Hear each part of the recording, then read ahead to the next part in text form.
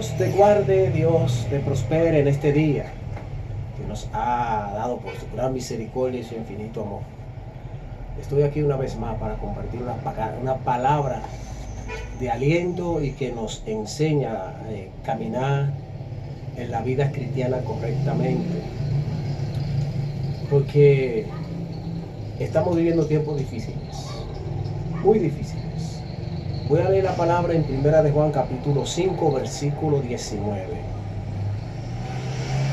Para que estemos atentos, dice la palabra, a lo que el Señor quiera decir en este día. Dice: sabemos que todo aquel que ha nacido de Dios no practica el pecado, pues aquel que fue engendrado por Dios, Dios le guarda y el maligno no le toca.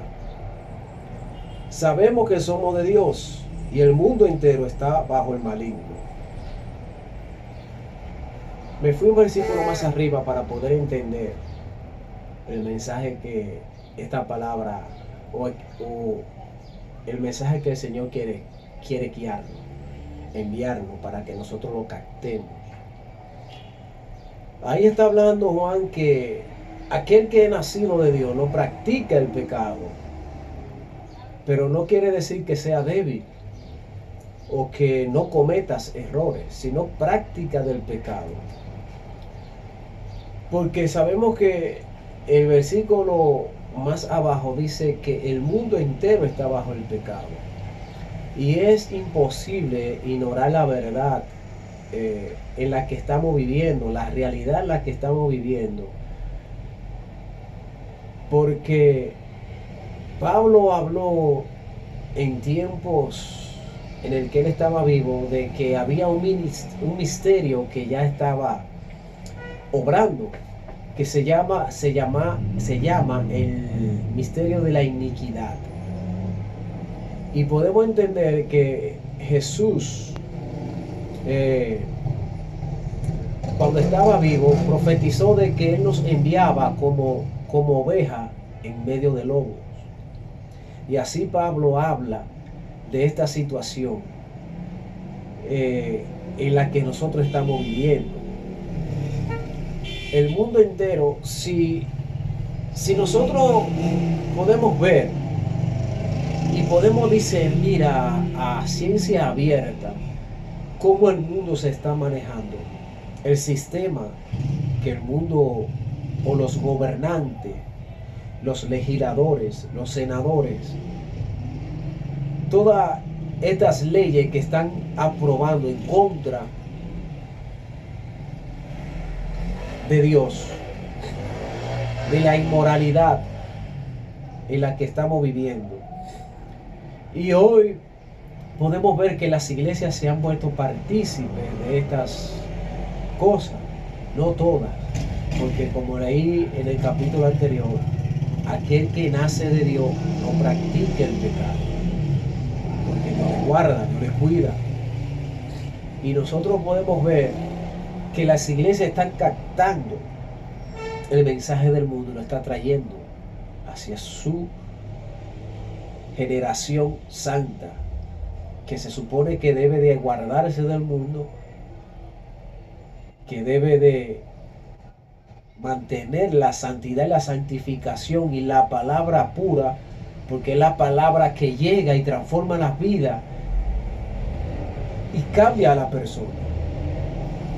Mientras tanto, aquellos que maquillan el mensaje de Dios, podemos ver que las personas se emocionan, caen al piso, ya no les voy a decir danzar, sino que bailan en las congregaciones.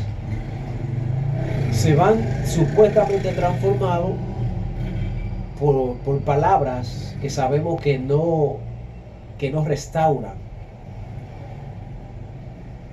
porque son palabras que el mundo te puede dar para consolarte.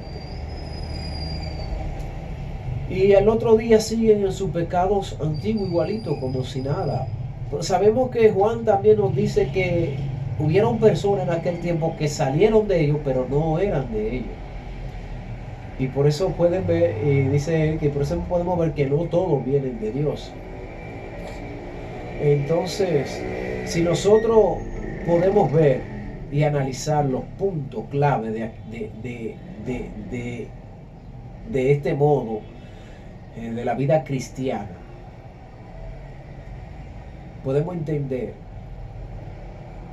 que el único mensaje que puede restaurar la vida y puede transformarla es el Evangelio puro. Porque el Evangelio levanta una nación santa, un real sacerdocio, un pueblo que Dios ha adquirido para que anuncie las virtudes de aquel que nos llamó. No todos los mensajes provienen del Espíritu Santo. Por eso Juan nos manda a analizar los espíritus si son de Dios. Porque ese espíritu del mundo, de la iniquidad, ha corrompido una parte de las congregaciones, ha descompuesto el significado de buscar a Dios, de entregarse a Dios, de alabar a Dios, de glorificar a Dios y exaltar su nombre. Es importante poder entender que aquel que no escudriña el Evangelio, que simplemente va a escuchar un mensaje de un predicador, está expuesto a que lo engañen. Porque debemos tener presente que Pablo dice que, y el mismo Pedro dice que en este tiempo se iban a levantar falsos profetas y engañarían y harían mercadería de la grey de Dios. Y ese es el ministerio de la iniquidad que ya estaba obrando desde el principio del mundo, simplemente que fue expuesto por Jesús. Luego Pablo rectifica lo que Jesús dijo. Pedro continúa con los mensajes de que los falsos profetas iban a hacer mercadería, que iban a engañar y que para este tiempo habría comezón de oír la palabra, pero no habrían personas sanas que le prediquen, personas que estén dispuestas a entregar su vida disculpe, para que el ministerio de la iniquidad se deshaciera, personas que estén dispuestas a levantar una iglesia sana, lejos de los requisitos del mundo. Porque el problema de este tiempo es que las iglesias se han confortado a querer no sufrir por la causa de Cristo. No han querido entregar su vida por la causa de Cristo. No han querido morir ellos mismos para que Cristo sea presentado en ellos. Por eso es importante entender que el ministerio de la iniquidad es diferente al ministerio del Espíritu. El ministerio de la iniquidad te va a presentar los beneficios que Dios te puede dar, sin exigirte el cambio que tú debes de hacer, o el cambio que tú debes en la obra que el Espíritu Santo debe de hacer en ti para tú poder obtener los beneficios de la salvación. Porque son los beneficios de la salvación que están en riesgo en este momento. No son los beneficios de lo material. Porque ¿qué ganaría el hombre si ganara el mundo entero y perdiera su alma? ¿O qué recompensa daría el hombre por su alma? Y es importante entender que si el ministerio de la iniquidad te está ofreciendo tantas cosas y tantos placeres supuestamente fuera del pecado, pero que tú puedas adquirirlo y vivir una vida como tú quieras fuera del pecado, tú estás mal. Porque la vida que el Señor nos ofrece y que debemos vivir aquí es donde debemos buscar el bienestar del otro, es donde debemos visitar a la viuda, a los huérfanos, disculpe, y entregar nuestras vidas por aquellos. Mateo 25, 26, cuando el Señor venga con sus santos ángeles y llamará a los su derecha y le dirá: vení, bendito de mi Padre, porque cuando me viste sediento, me diste de beber, me diste hambriento, me diste de comer, cuando me viste en la cárcel, fuiste y me visitaste, cuando me viste en los hospitales, fuiste, cuando me vi forastero, tú me recogiste. Podemos ver los beneficios de una vida guiada por el Espíritu, de una vida donde el amor reina sobre todas las cosas. Porque de nada nos sirve predicar a un Cristo o a un Jehová donde simplemente te va a sacar del problema, donde simplemente te va a resolver tu problema financiero, te va a sacar de la pobreza, te va a ayudar con tus enemigos. Es fácil ver a un Dios de esa forma y de esa magnitud, porque tendríamos todos los beneficios de que no cogeríamos riesgo de que alguien nos quite la vida.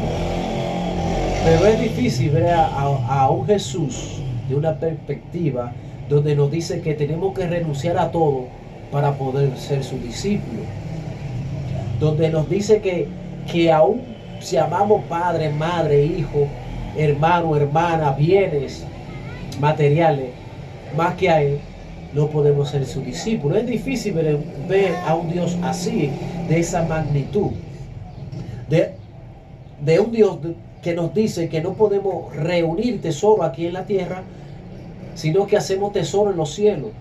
Es difícil ver a un Jesús así, a un ministerio con prosperidad, a un ministerio donde te enseña a amar al prójimo y entregar tu vida por el prójimo. A un ministerio que te enseña que que Jesús es el todo y en todo. Es difícil ver a un Dios, porque es bien fácil. El ministerio de la iniquidad te enseña a aniquilar a tus ovejas para tú vivir bien en una mansión. Y Jesús habla de que el pastor su vida da por sus ovejas.